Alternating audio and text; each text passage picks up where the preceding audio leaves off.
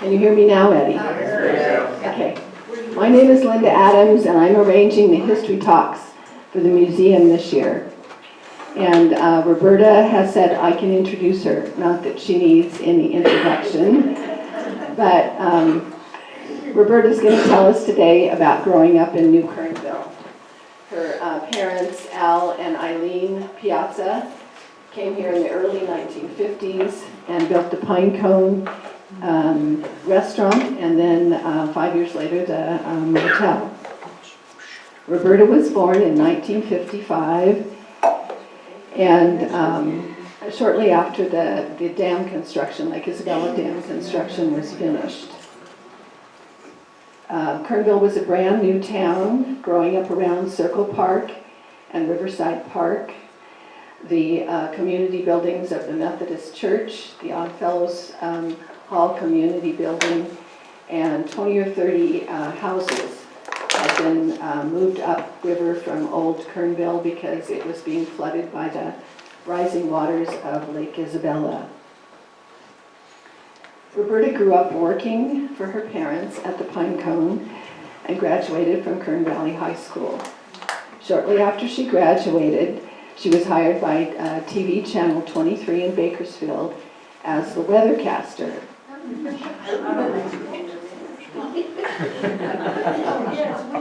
She then worked in Bakersfield and Fresno as a TV news reporter for a decade before she returned to Kernville in the early 1980s to help out at the Pine Cone. As Roberta says, she's still here to tell us some of her adventures of growing up in this feisty little mountain town along the Kern River.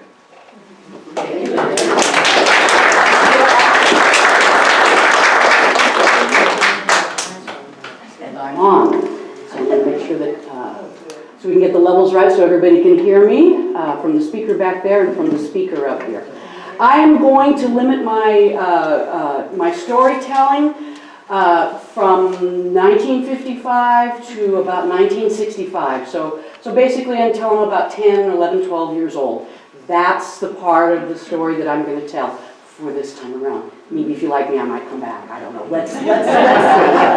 It's so good to see so many familiar faces, and one of the things I was talking to Diane and Eddie about is the great thing that we have here, for those of us who've been here a long time, is we have this brain trust that we can share our memories with each other, and we may share details, we may remember names that one can't remember, we may have a different angle on the story. And so I appreciate everyone chiming in because I'm telling this from a 10-year-old's point of view. And so I may not remember the dates, and there may be details that I don't know, and I appreciate it when everybody pipes up and says, that's so-and-so, and that's what that was, and that's fine. And I'm going to keep this fairly short because I know a lot of you have a lot of questions, so we'll have plenty of time for question and answer. These are photographs from my collection and from my collection of postcards.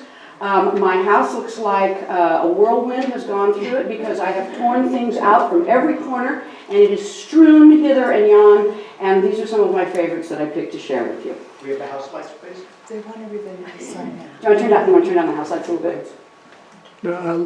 Closest to you. There we go. Okay. Ready? So I always like to joke that this is how my parents arrived in the Kern River Valley. You know, my mom was very stubborn and she had a vision, and my dad was very industrious and he was able to carry it through. So, but that's not really the story. And that's a picture of them in Arizona before they came to the Kern River Valley together. But separately, my mom and her mother used to pick fruit in the San Joaquin Valley. They were fruit tramps. And in the winter, they would go to Cap Canyon and stay with their friends, the Hammond trees. So in the early 40s, late 30s and early 40s, that's Eileen in a tree in Cap Canyon. And as a early teen, preteen, early teenager. So she came here with her mom, late 30s, early 40s. And separate from that, my dad and his brothers came to hunt here, and you can recognize those mountains back there. This is a shot from Old Kernville. Separately, My dad was from Chicago, but one of his brothers came out west before the war, much earlier, and they would come out and join him and go hunting. So they both had separate experiences in the Kern River Valley, and then came here together when they learned of the opportunities. And this is a picture of them at with the same dog that's with them on in the first picture. But this is at the old crossing at South Fork. And so then they started coming up here, realizing that there was opportunity here as the lake was being filled. This area was going to be a great destination. And so they decided, my dad was a mechanic and my mother had worked in restaurant and services. They were going to build, the original plan was they were going to build a gas station and then have a restaurant later, a cafe later, but somehow my mother prevailed. So this is, if you can see right here, this is, I'm going to try the laser pointer, see if this will work for me. Oh, come on, little laser pointer. There's my dad, you can see him standing right there. This is the load of cinder block. That's the day that they received the cinder block. That later, and my dad did most of the work. He had some helpers, but he did most of the work himself, and that's the result of that work. So in that picture there, you see an old car, and I'm not sure what it is. Somebody here is going to be able to tell us what that car was, but they borrowed against that car to buy the land. That car was more valuable than the land that they purchased here from, see, this is, it's the old, no, it'll come to me later at another point. As you all know, we all have flappy parts in our brains that won't let the names come out when we want them to. So it'll come to me. She had she was the telephone operator. Campbell's. They bought it from Orrin Campbell. Anyway, so they, did this work, and they were ready to open on Memorial Day of 1955. Shortly after, I appeared. So I always say that I grew up with New Kernville. They were filling the lake. The town was being set in place. And here I come. And so if you want to get an angle on where this photograph is, that's a house that we later bought.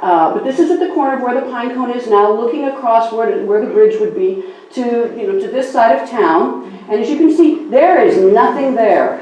There's nothing here. The Kern Lodge is just being constructed, and we'll come to that in just a second. But that's what it looked like. I've always been a party girl. You see, can you go back just a second for that? So this is the original pottery from the pine cone and we still have that on display up there, and we still use it for special occasions. But that's the pine cone pottery. Was that right behind you? Can you tell? Their head in the corner. I can't tell. I'm not sure. Oh yeah. I think that's Edie Page, and I think we'll come to that in another photo of her. So this is my grandmother. So eventually she came along too. This is my grandmother, Millie Wolf, and she and my mom were the ones that would winter here. There I am, across the street from us. This is the corner of the pine cone. That tree isn't there anymore, but its descendant is that big old droopy pine tree that sits over Valley View Drive. And right behind them is where the school sits now, so you can kind of orient yourself in that. My grandmother was the first cook at the pine cone, and we still have the stove that she cooked on. It's a Wolf range. And her last name was Wolf, and so I always thought, everybody had their own stove with their name on it. Later I came to say that I was raised by wolves. This is the patio this is the original patio at the pine cone. Now that's where the dining room with the peaked roof is, and we as kids, would stand along the edge of that and watch the cowboys bring the cattle on down Sierra Way. That was a big fun deal. So we started out with an outdoor patio. And exactly. Do we still have any of those triangle bricks around? No, that's actually wood. Those are woodcut. Those are woodcut, and that's that was just the fencing that they had around the edges. But everything always had lots of extra decorative additions. Hey everyone, what's the car in the background? Well, yeah. So this is I have a couple of shots of this. This is the original interior of the pine cone. And that's Walt and Edie Page, who had Page's Jewelers, and they were one of the first businesses in New Kernville. And I was a pass-around baby, while the restaurant was open, and they didn't have babysitters or anything else like that. So, the various customers would, they'd hand me off, and so I think it may have had something to do with my gregarious personality. I'm not sure how that works out, but maybe I came out that way. Maybe this is why. But I never knew a stranger. We so wish we still had some of those chairs. Yeah, this chair's fabulous. There's so many things where but you see stuff for a while and you go, oh, it's old, I don't like it anymore. Then 10 years later you go, oh, that was neat, why did I get rid of that? That same horseshoe is still there. Yeah, the horseshoe is still over the kitchen door, that's the kitchen door. Yeah.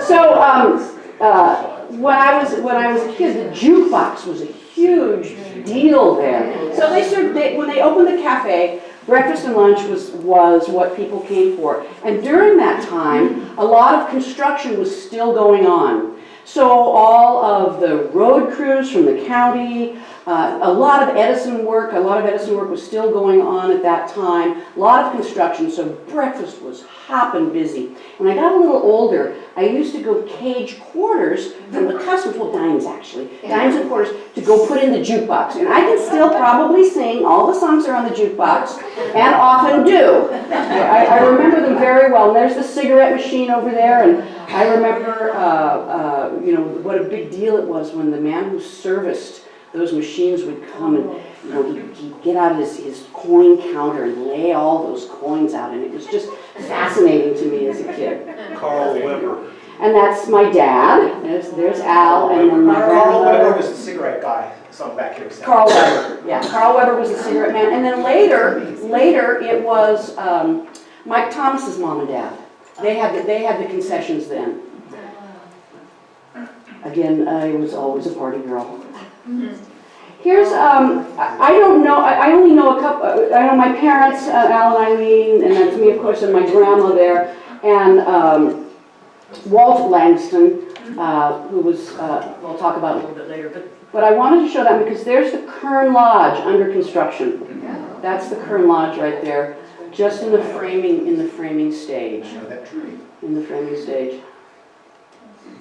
The ukulele apparently was a big deal to me then, as it is now. We have many folks here today are members of the Kern River Ukulele Club. We get together every Tuesday at the Pine Cone, and we sing a lot of the songs that were on that jukebox.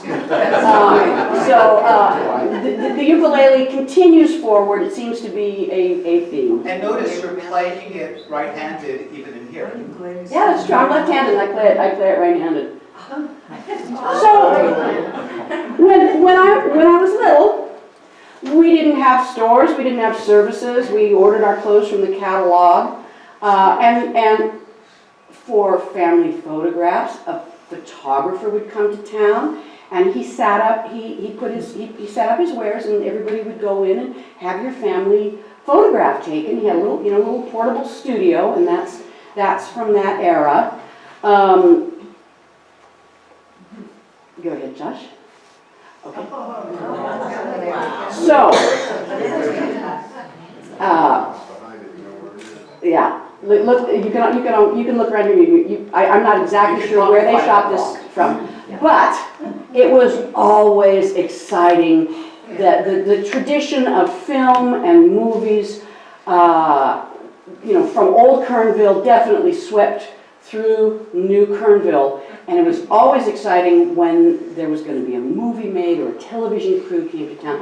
But I was 5, 6 years old, and the crews would come in for breakfast, and I, as a kid, would watch. We had the first color TV in the valley, and so people would come to the Pine Cone on Sunday nights to watch Bonanza. So these folks would come in and have breakfast, and I had this weird belief that everybody had breakfast with Paul and Hoss and Little Joe. So I didn't know that other kids didn't get to have breakfast and pancakes with Paul Cartwright. And I love this. My dad saved everything, which is why we have so much stuff here and so much stuff to share. And that's his handwriting up there. And this is this was the producer of the Bonanza show at that time. And Josh pointed out that they were still using exchanges, so he would say, Hollywood 92411. And before zip codes. Yeah, and before zip codes. It's just in the middle because they're just changing from the number to name exchanges. So my mom and dad would tell about, for instance, when they filmed The Burning Hills, and Tab Hunter and Natalie Wood, they also had coffee in the restaurant. And there's a legend, although we tried to prove it, but sometimes you don't necessarily want to try to prove legends. But Eileen always told us that Natalie Wood signed her name in red paint on the wall that later became, that got covered over with knotty pine siding. And so we tried to, one time after there'd been some, I don't know, drinking at the bar, we did try to see if we could locate Natalie Wood's painted signature, but we just pretty much tore the place up and then had to put it back together. So my parents wouldn't know, but they always told the story of Tab Hunter and Natalie Wood. Lassie stayed in room number 5. To be able to see Lassie. Oh my gosh, that was fabulous. That was, and again, I felt like Jimmy was my friend.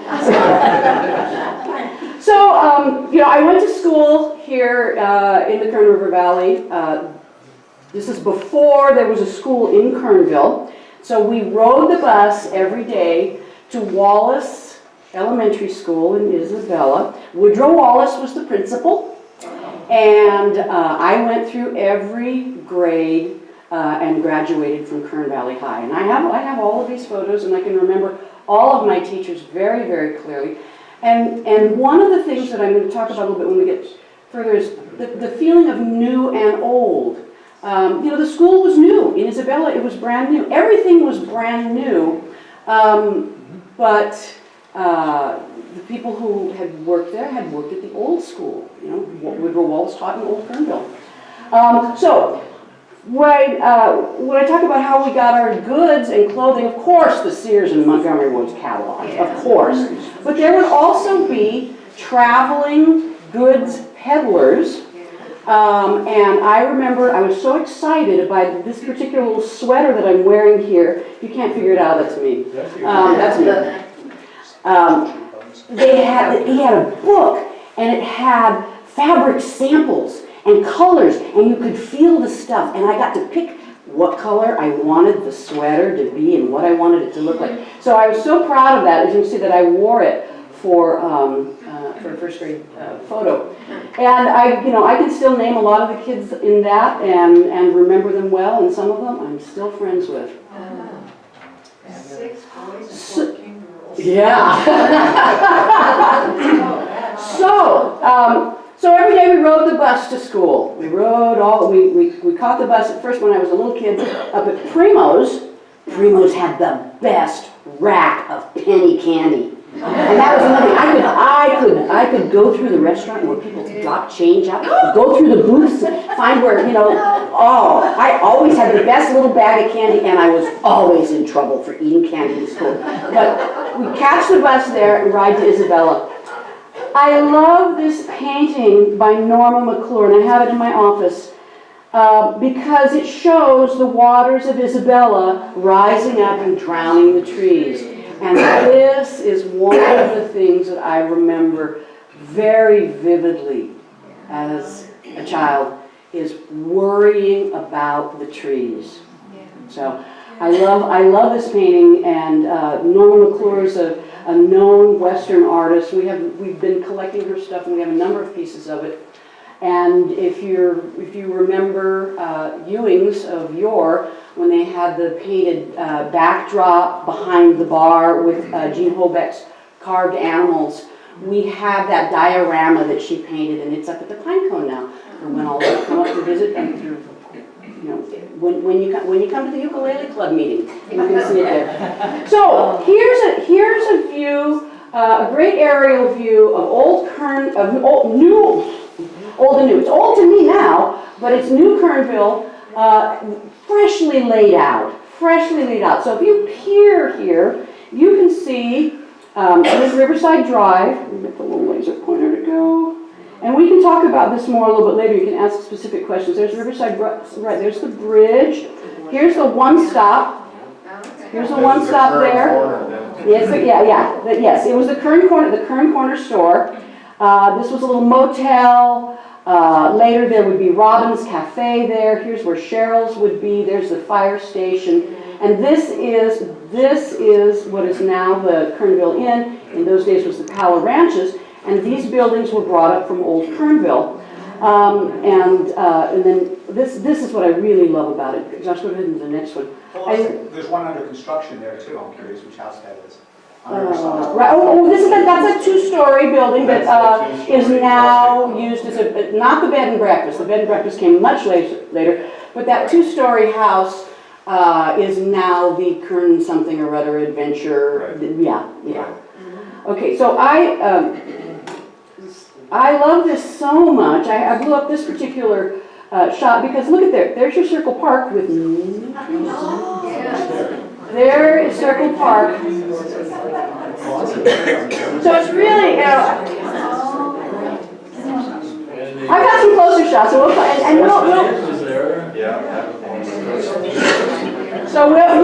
come back to these when you have questions, because I'll yap endlessly. So now here's a good shot of them. That now they're in their first season of blooming, and this is a chance to see. Here's downtown Kernville before the facades, but you can see the hardware store, the drugstore, the main market, and Kernburgers. Yes, you can see the corral, which is where we went for frosty root beers. Where is it?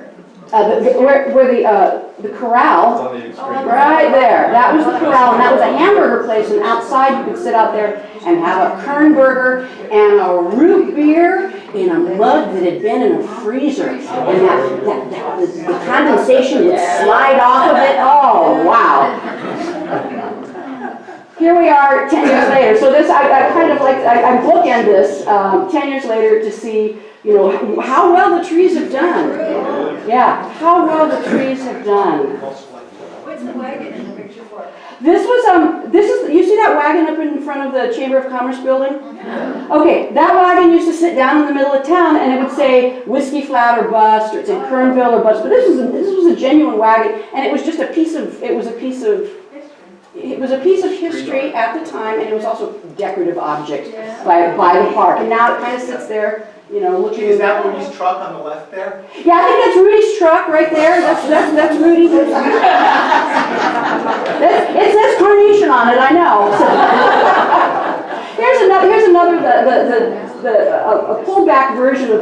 It's a different postcard, but the same angle on town. Once again, so you can see. I like this one because I love being able to see. Here's the basketball court. Look, that was a feature. That has been a feature of Riverside Park all along. And then these were the original bathrooms, but then also there was a band shell there, and I wasn't able to come up with any photos of that, but that was a great gathering place. They'd have shows there, but for me, the most important thing that happened there was arts and crafts in the summertime. It was like summer camp, and the Parks Department would put on this program, and we'd go make artsy, craftsy things, and do things with our hands, and make tile coasters out of cottage cheese carton is and bring them home to mom. And I know my mom treasured those. Go back just a second on that one, Josh, once again. So you can see that this was a lot of sand there. This is before the flood. And I'm going to talk about the flood in just a little bit.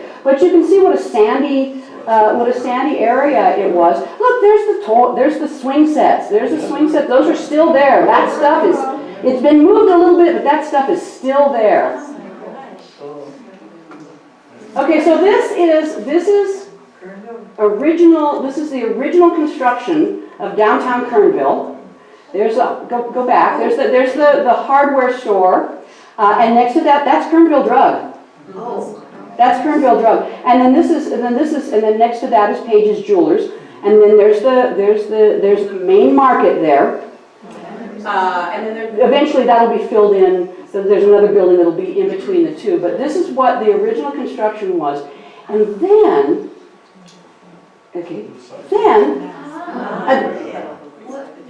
I don't really know, and somebody here may know, and we could probably look it up and find out, but some of those really smart people who were the original people who laid Kernville out and made it into such a charming and attractive, the gentleman from the Kernville Land Company had the idea of having unified design and maintaining the Western character and look of the town, and they created a requirement that buildings in Kernville had to maintain the Western appearance. And look how that pulled that all together, and that's how we see it today. But this was a hardware store. Now this is before the Bank of America building was built here, and before it was Bank of America, it was Santa Barbara Savings. I think that's a Laura Gamby real estate sign there. But look what that did for the look of Kernville. Yeah, I love going back and forth between the two of those. I really think that was really smart. I think there was a pretty great brain trust in laying out the town the way they did, because I understand the Corps of Engineers just wanted to run like a main, road over by the river there, like a strip town, like other towns that shall not be named in the valley. So these guys had the vision and the audacity to say, no, we're going to do it our way. And so this is what we got, and what is our legacy. Is the hardware store now the Big Blue Bear, or is it? No, this is where is currently the hippie store. The hippie store. Okay. The Big Blue Bear is here. It's right here. Okay. That's a big building. Also, That's in the chippy, right? look at that tree right in the middle. Yeah. Yeah, this is another big that. Yeah. It isn't there anymore, but that. No, that one's there, I think. It's the one on the right, isn't it? Yeah. You can see the Kernville garage over there. Yeah. I don't. From one of the aerial shots, you could really see how well the Kernville garage was a Quonset hut. Now, in 1960, came the motel at the Pinecone, and there's still pretty much not a lot there. But the motel was built in 1960, and that changed a lot. But the biggest deal was the pool. This was. You're a popular kid if you had pool. I noticed the slide's not there yet. The slide came a little bit later, and then the slide went away. There'll be some other pictures. Yeah.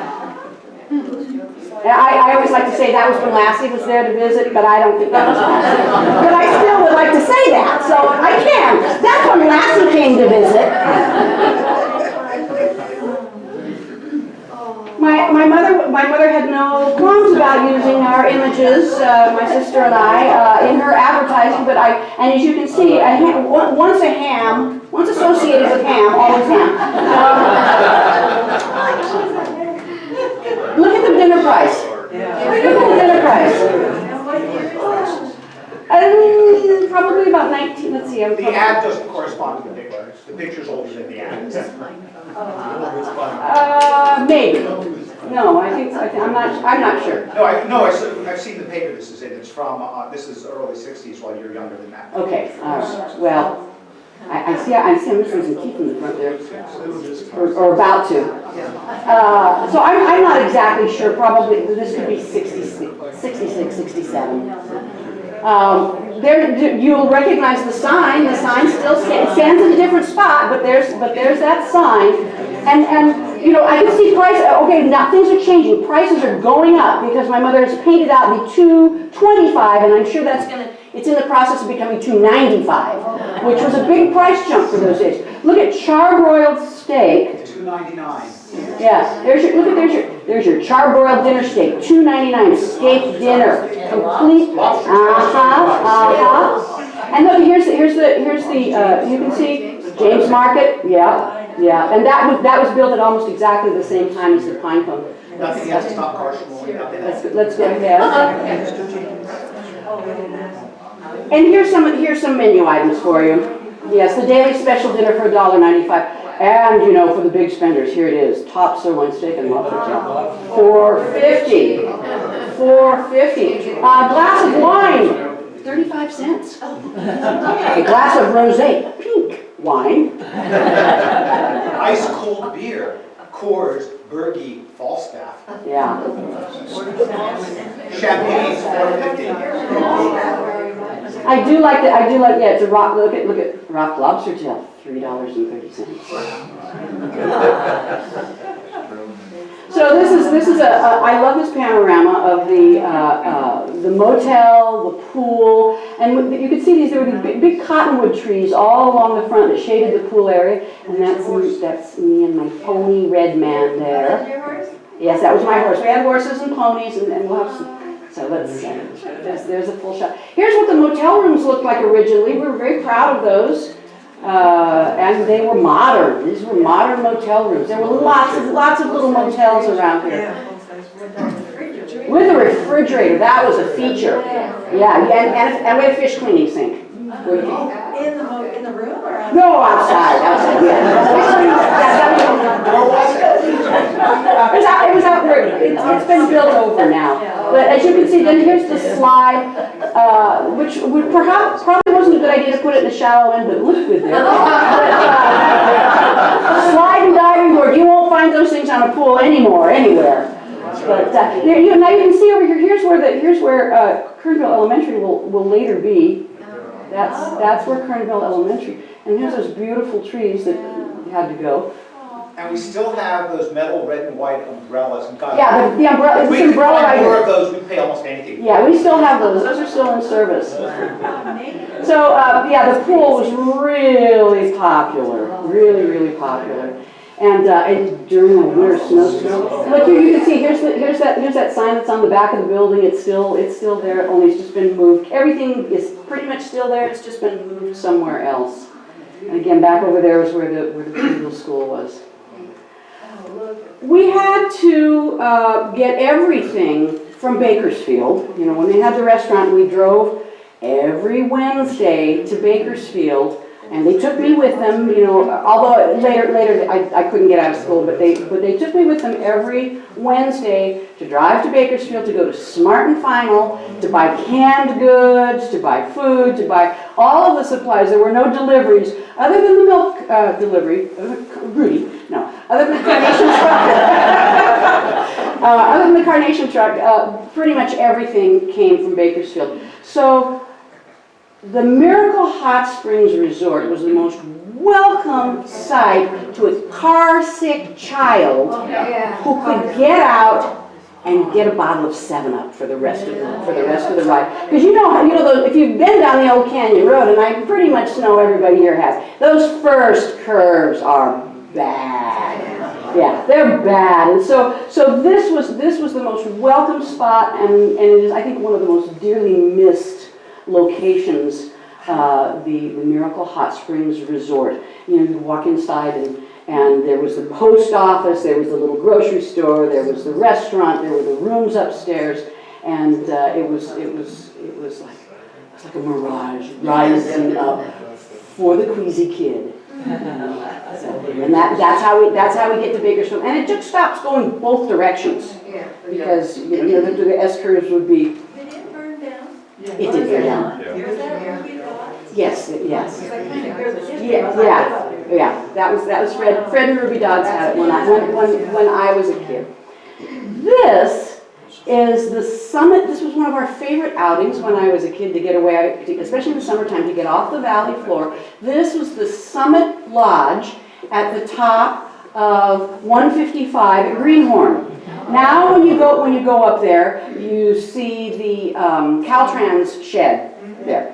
But this beautiful lodge was there, and it was just the best destination. Go up there and go up there in the wintertime, go up and have a cup of hot chocolate. But in the summertime, to be able to go up there and walk around.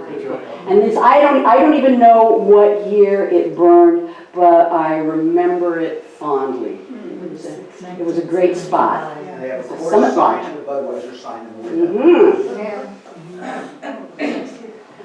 So, in 1966, the big flood of 1966.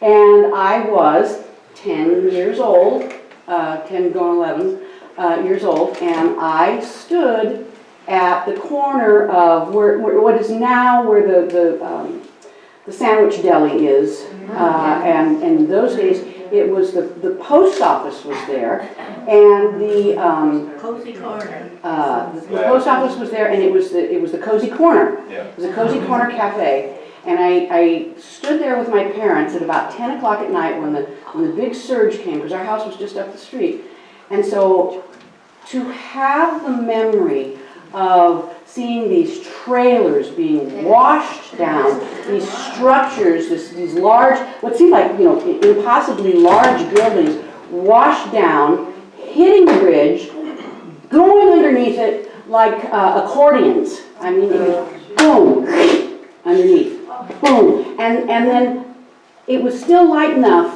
and I believe that Civil Defense had lights up, and you could see the bridge begin to undulate. You could see the bridge, the deck start to sway. I think my parents probably took me home and made me go to sleep, because I know that the bridge itself finally collapsed at 2:30 in the morning. But I have these really strong memories of seeing the bridge go like this. Show the picture. Oh, yeah. This is the Bakersfield Californian. And I'll pass this around later. This is the Bakersfield Californian from that date. And pretty amazing. The whole valley suffered, but from my point of view, it was just us. So this is, coming in shortly thereafter. This is from the Al Landry collection of fabulous photographs of the valley. And this is, as you can see, there's the approaches, and now they're beginning to clear out, but I don't think you can see it any more clearly and beautifully. There's no bridge there. Let's go. Look at this example. Look at that. There's the collapse there. There's the other approach there. The water went down really fast. It was a storm surge. And so, very shortly after, they were able to establish a footbridge. But I also have a really strong memory of Larry Knowles, but of Clint James swimming his horse across the current to bring a fire hose from the fire station, because we didn't have any water on our side. Just swimming his horse across the river and coming back with a leader line so that they could bring a fire hose across the river to bring water for our side. We were without electricity, we were without water. We didn't have to go to school because all the roads were, that was great, for a while. And it was really fun because the pine cones where all of the first responders gathered. And so, here's Cecil Pascoe and Barry Aubrey and all of these folks. Everyone who was stuck on that side of the river. Yeah. Well, but they'd come in every night and talk about the different things that they had seen and done during the day, and that stuck in my memory. It's so this was all that debris. There's a couple of places that all that debris that came and went under the bridge, that went against the bridge. It all ended up, there were two spots. One was down by the golf course, but this is all that debris piled up against the dam. Do you see that? This is all logs, debris, floating things. And later that summer, we all had the best time sorting through everything, finding people's stuff. for years people, but there was a couple places where it had mounded up sand behind the golf course, and oh, did we have a good time with that.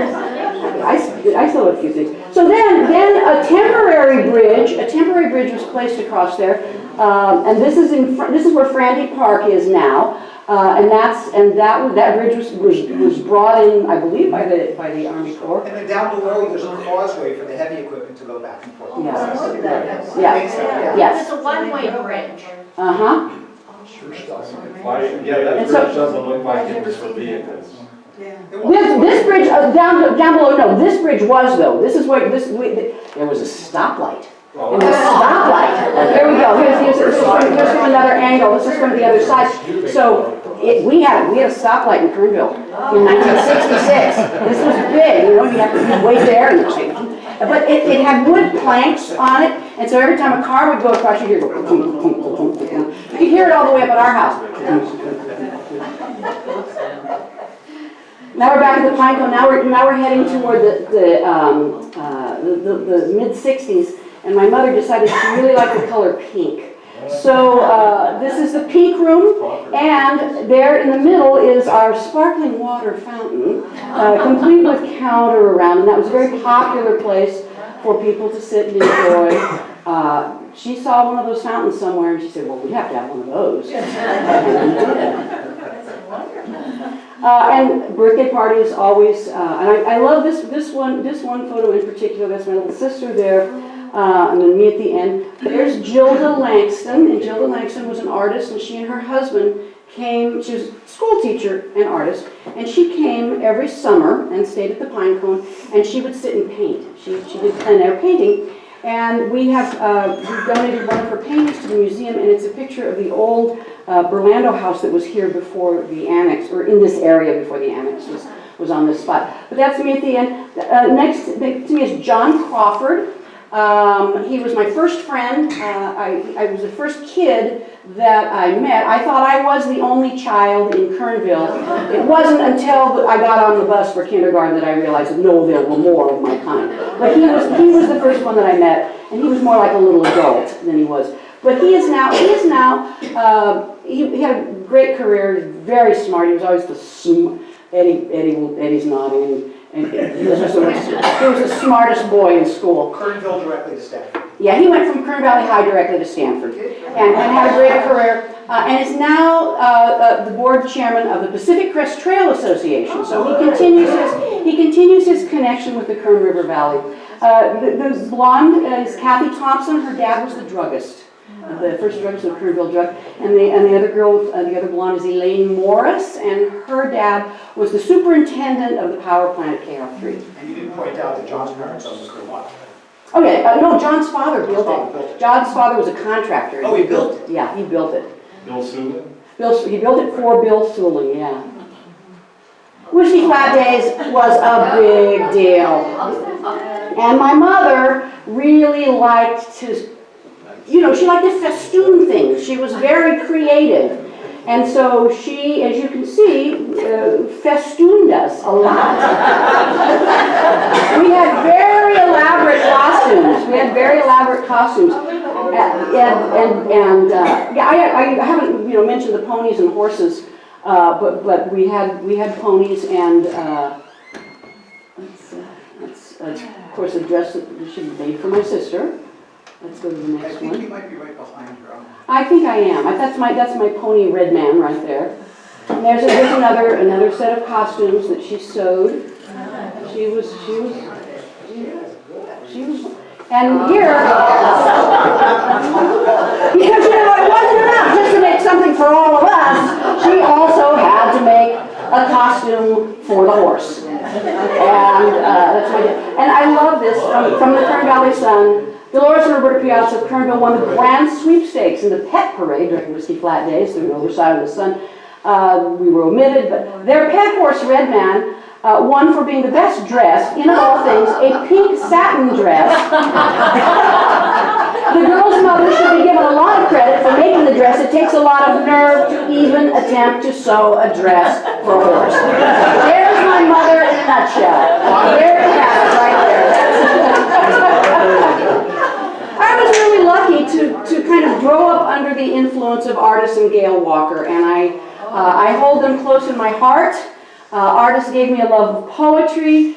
Gail gave me a sense of what a genteel person was like. I had neither of those in my life. And so I'm really grateful for the influence of artists and Gail. And they were definitely outsized personalities in Kernville during my youth. You know, they were part of everything that happened here, from the juried shows, from the juried art shows and Whiskey Flat Days, to their lodge there, to artists' activism on behalf of, and the first thing I remember is the giant condor, but also his activism on behalf of the golden trout wilderness. All of those things definitely made an impact on me, even as a kid.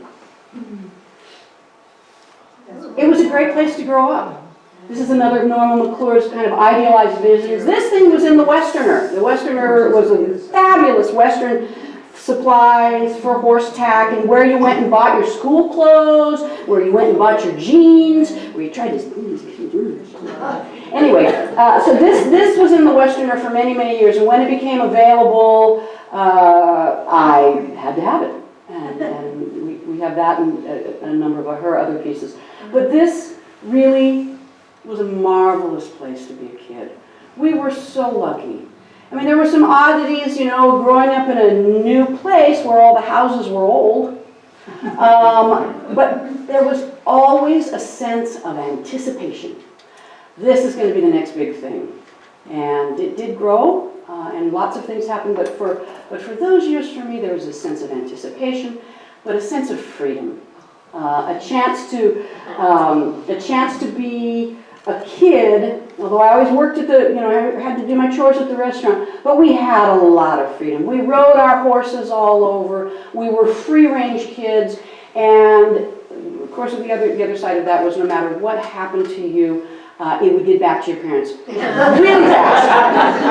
fast, because everybody knew who you were, everybody knew who you belonged to, and everybody knew what you were up to. But this is that's Robin McGuire there on her horse Pal, and that's me on my Shetland pony Gypsy, and that's right there behind us is where the Kernville School would ultimately be. But we had the best time riding around back there, building forts, pretending, discovering, being free, being kids, being in a great, safe, loving, warm, terrific place to be. This last is a watercolor from a little booklet that I got a lot of stuff that I'm going to donate after today. And this is a watercolor that I love in particular. This is from a Ford Motor Company magazine from 1939. And the artist here did a number of paintings depicting Old Kernville. But I really like this one because this contains my memories of where the Mountain Meadow Dairy was, the Gobler Ranch, the meadows out there that later, you know, now when you drive out Sierra Way, you know, those were all open pasture, open meadows, open places where we were free, where we ran freely. And I think that's about the best thing that you can give to a kid, is that sense of freedom and adventure and discovery. I'd be delighted to answer any questions that you have. I'm so happy to be here. So happy to share with you.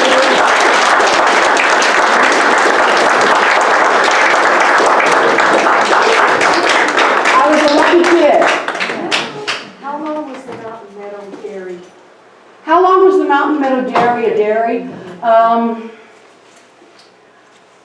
Well, the Goblers, the Gobler kids, I remember Fritz, they had, the Goblers actually had that log cabin that's there now. They had it somewhere out in the South Fork and then moved it there and opened a dairy shortly after that. So I would say the dairy, I remember it all the way through 8th grade, so I'm going to say like through 1969, possibly 70, 72, but we could get fresh milk there. And, okay. Yeah, got it.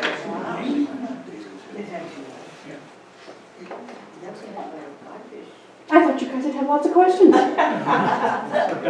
When did the Westerner close? Was it on Circle Park? It was on Circle Park. It's where, right now it's got a for sale sign on the top of it.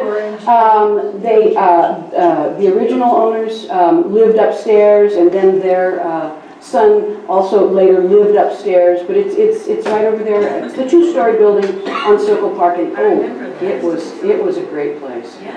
I mean, the Whiskey Flat store was originally the Kernville Trading Post, where you'd go in and buy moccasins. And then later became the Whiskey Flat store when Lloyd Spradlin had it and made it a great sort of gathering place. Mountain Meadow Dairy is in state reports going back into the 1880s. What is that? The Mountain Meadow goes back to the 1880s at least. Right. That was originally the Dally Ranch, and that was a big part of the ranching. And it was Sumner before that. And Sumner before that. Well, I've filled up the room with a lot of hot air, and I'm really. No, leave that door open. Let's circulate a little bit. I've got. So I've been collecting a lot of the stuff. I've saved, of course. My parents saved everything, except for the stupid stuff that we got rid of that I wish we had now. But I have a lot of paper things that Josh and I have been collecting ephemera over the years, and I've got a big collection of Kernville postcards from Old Kernville, that place that we all have nostalgia for, the place that we all wish that we could have walked down the tree-lined streets that we see in our mind's eye that none of us here remember. But so nostalgia for Old Kernville, and we can dig through that, and that's all going to the museum. But there's a big collection. We bought these postcards and a lot of this stuff here that I'm going to show you from eBay. So people have been, holding on to pieces of paper about this place for a long time. That we could. Some of those postcards will have postmarks literally from all across the country. And they've all kind of gathered there through the magic of a search that just says Kernville on it, and every time somebody, posts something for sale that says Kernville on it, the light goes on, and we end up with more postcards. One of the interesting ones, again, this precedes New Kernville, so it wasn't really part of my talk, but here's a brochure from the Wofford Ranch, and look how it's spelled with an A, but it's Irwin Wofford. Wofford Ranch as a hunting, fishing destination. Here's a brochure for Fairview on the Kern for packing up into the high country. Dude Ranch. Dude Ranch, yes, Dude Ranch, Fairview on the Kern, Dude Ranch. I love this one. This is a mule train coming out of the high country. All these things, photos and things that people say that we were able to find on eBay.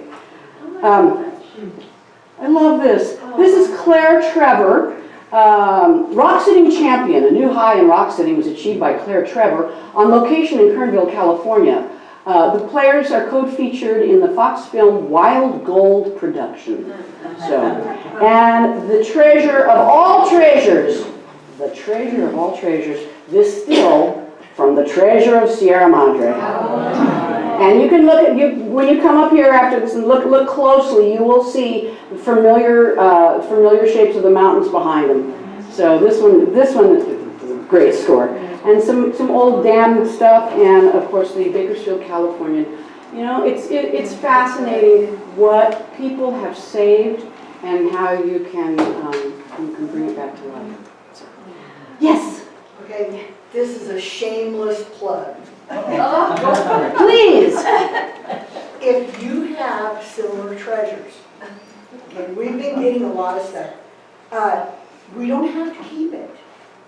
Okay, Kathleen Creighton just brought us 5 photo albums full of stuff, and thank goodness her mother and her grandmother marked every picture. I'm like us. I have. Where are these people? Yeah, we were able to identify people in other pictures from Bob Powers' collection through Kathleen's collection. But we scanned all of those pictures. They've become part of the collection, but then we gave them back. Now, if you want to give them to us, that's great. But if you have things that you want to keep, at least let us scan them. Okay? this stuff is important to our history. It is. And I know, I'm so grateful for the work that the Historical Society has done, the deep work of documenting, Chuck, thank you, of talking to people, of getting their stories, of having this kind of ephemera to also illustrate the stories that people tell. It's priceless, and I'm so glad to finally get it out of my storage. and rooms. we're And look, stuff that I'm like, I can do it. It's like going, yeah, bring it on. So we're hearing more and more stories of the kids throwing stuff away. Yeah. You know, right. They don't want that stuff. and yeah, and it's tragic. It's tragic. So, and if you don't want to give it to us now, put it in your will. Okay? Because that way your kids will know that that stuff was important enough to you, and we will take it. I was speaking off the cuff. When I looked down at my notes for just a moment, and I wanted to recollect one thing that I put in my notes. At the post office in Kernville, there on Sierra Way, oftentimes we would see Dick Weed. And Dick Weed is now once again an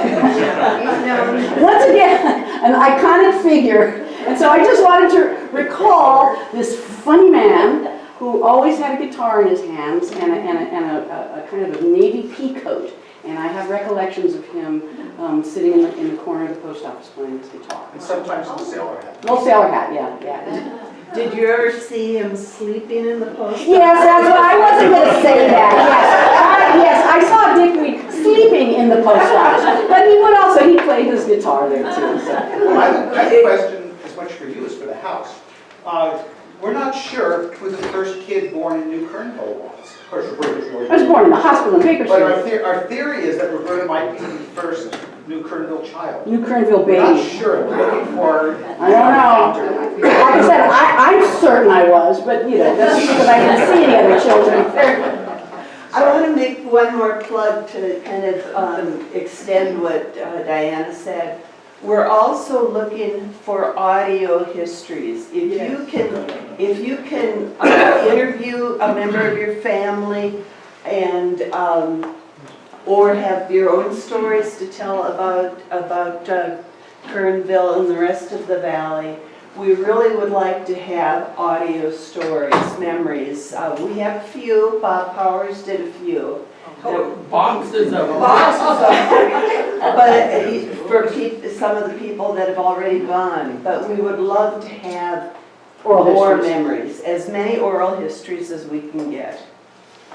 And if you want to go, we're done. But if you go back to the slides of Kernville, and anybody wants to ask about who was there in those shops or what they were or whatever, I'm certainly glad to.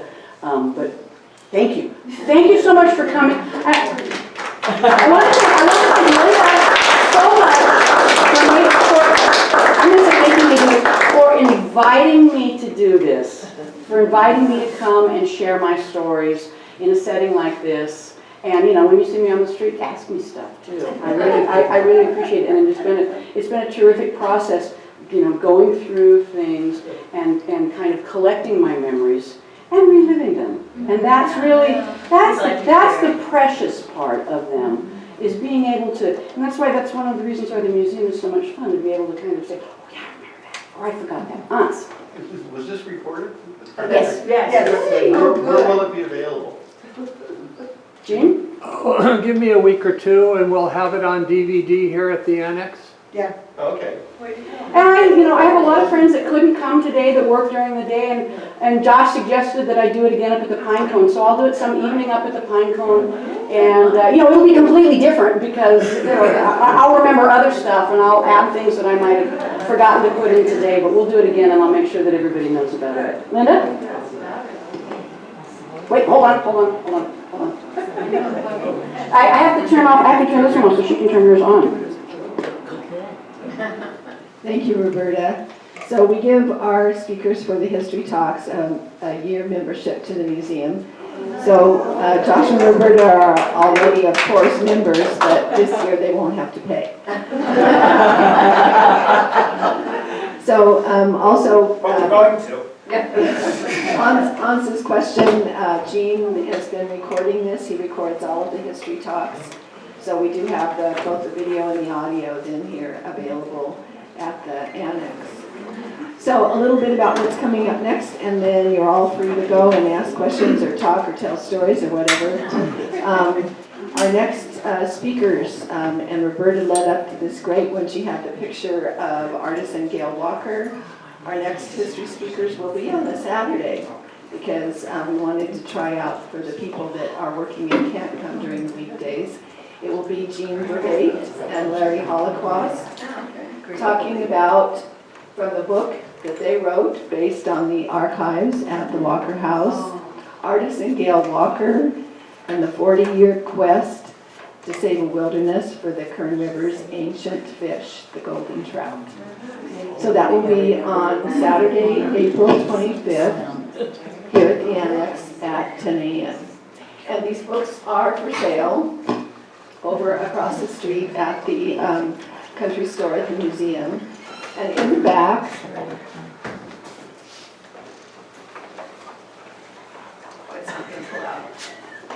anyway, in the back, there's a DVD of some of what the Kern Plateau and the area that became the Golden Trout Wilderness looked like back in the 70s.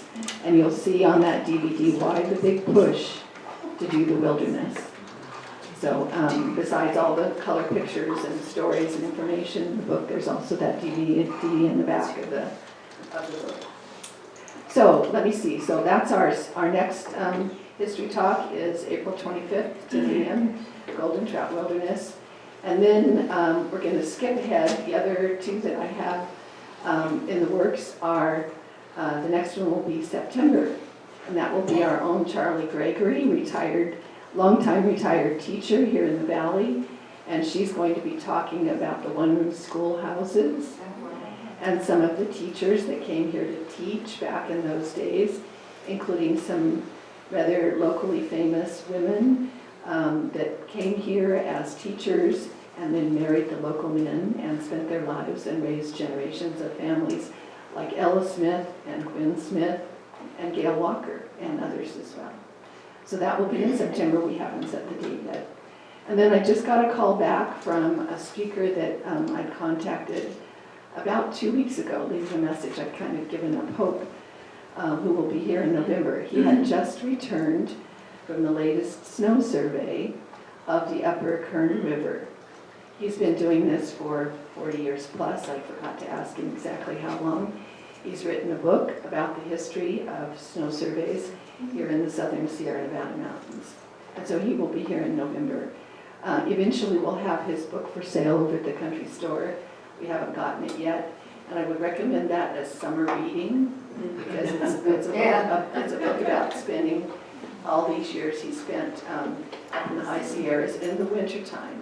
Besides the history, it's also an amazing natural history of the Sierras and all the critters and birds that are active up there in the wintertime. So anyway, that's what we're looking ahead for. And what's his some of the name? things we're looking ahead for on the history talk. What is his name? His name is Pat Armstrong, and he lives in Bishop. He was born and raised in Bishop. So anything else from anybody today before we're done? Go ahead, Jacqueline. Yeah, is there any chance we can find someone to talk about Old Kernville? I imagine we can, yes. Okay. I'll put that on the list and see what we can find. And Chuck? I'm doing a thing in June, is it, I think? Is that at the meeting room? But it's at the meeting, yeah, but I'd be happy to be here anytime. So it sounds like Chuck is doing a program in June at the Senior Center at our monthly meetings there. And it sounds like maybe I need to talk to him about Kernville here sometime in addition to that. Anything else today? Thank you, this has been great fun, and thank you, Roberta. And we'll see you in April.